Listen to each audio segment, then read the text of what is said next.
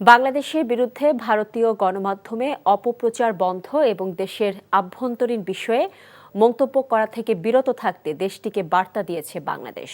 সফররত ভারতীয় পররাষ্ট্র সচিব বিক্রম মিশ্রির সাথে কয়েক দফা বৈঠক শেষে একথা জানান বাংলাদেশের পররাষ্ট্র সচিব জসিম-উদ্দিন। বৈঠকে ভারতের পক্ষ থেকে বাংলাদেশের সংখ্যালঘুদের নিরাপত্তা নিয়ে উদ্বেগ জানিয়েছেন দেশটির পররাষ্ট্র সচিব। নাজিবুর রহমানের রিপোর্ট। ৫ আগস্ট পরবর্তী সময়ে বিভিন্ন ঘটনাকে কেন্দ্র করে বাংলাদেশ ভারতের সম্পর্কে কিছুটা টানাপোড়েন সৃষ্টি হয়। এমন বাস্তবতায় প্রথমবার বাংলাদেশে আসেন ভারতের পররাষ্ট্র সচিব। শেখ হাসিনা সরকারের পতনের পর এটিই ঢাকায় বাংলাদেশ ও ভারতের মধ্যে উচ্চ পর্যায়ের কর্মকর্তাদের প্রথম বৈঠক। রাষ্ট্রীয় অতিথি ভবন পদ্মায় বৈঠকে বসেন দুই দেশের কর্মকর্তারা। পরে সাংবাদিকদের মুখোমুখি হন ভারতের পররাষ্ট্র সচিব। সংখ্যালঘুদের নিরাপত্তা বিষয়ে উদ্বেগ থাকলেও বাংলাদেশের সাথে সম্পর্ক এগিয়ে নেওয়ার কথাও তুলে ধরেন তিনি। আমাদের মধ্যে অত্যন্ত খোলামেলা গঠনমূলক আলোচনা হয়েছে। আমি জোর দিয়ে বলেছি যে ভারত বাংলাদেশের সঙ্গে একটি ইতিবাচক, গঠনমূলক এবং পারস্পরিক স্বার্থ সংশ্লিষ্ট সম্পর্ক চায়। আমি সংখ্যালঘুদের নিরাপত্তা ও কল্যাণের সঙ্গে সম্পর্কিত আমাদের উদ্বেগগুলো জানিয়েছি। আমরা সাংস্কৃতিক, ধর্মীয় ও কূটনৈতিক সম্পত্তির উপর হামলার কিছু দুঃখজনক ঘটনা নিয়েও আলোচনা করেছি। আলাদা ব্রিফিংয়ে বাংলাদেশের পররাষ্ট্র সচিব জানান, সংখ্যালঘুদের নিরাপত্তা নিয়ে অপপ্রচারের সুযোগ নেই।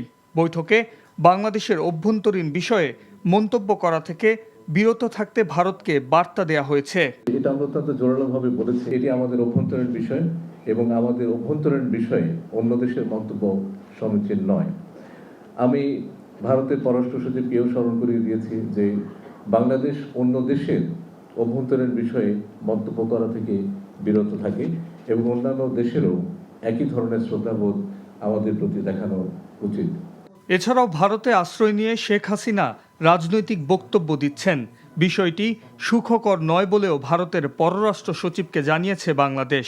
প্রাক্তন প্রধানমন্ত্রী তিনি ভারতে অবস্থান করে যে সমস্ত বক্তব্য রাখছেন সেই বক্তব্যের প্রতি আমরা তাদের দৃষ্টি আকর্ষণ করেছি। আপনারা গতকালে শুনেছেন তিনি একটি বক্তব্য দিয়েছেন এবং সেই বক্তব্যটি সরকার পছন্দ করছেন না এবং তারা যে কথাটা বলেছেন যে her presence does not have any bearing on our relations. সাম্প্রতিক উত্তেজনা কাটিয়ে দ্রুতই অতীতের মতো দুদেশ ইতিবাচক ও গঠনমূলক সম্পর্ক উন্নয়নে কাজ করে যাবে বলেও আশা প্রকাশ করেন তিনি।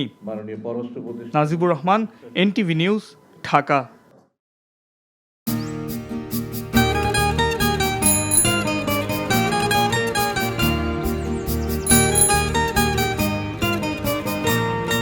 শুনেন, পুরুষ মানুষ তো এভাবে ভয় পেলে চলে না, মুখে সাহস রাখতে হয়। যা বলবেন সোজা সাপটা বলবেন।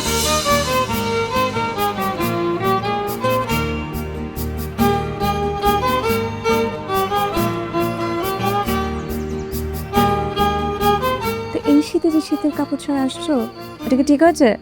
তোমাকে দেখার পর থেকে আমার জীবন থেকে শীত, গ্রীষ্ম, বর্ষা সব চলে গেছে, শুধুমাত্র তুমি আছো।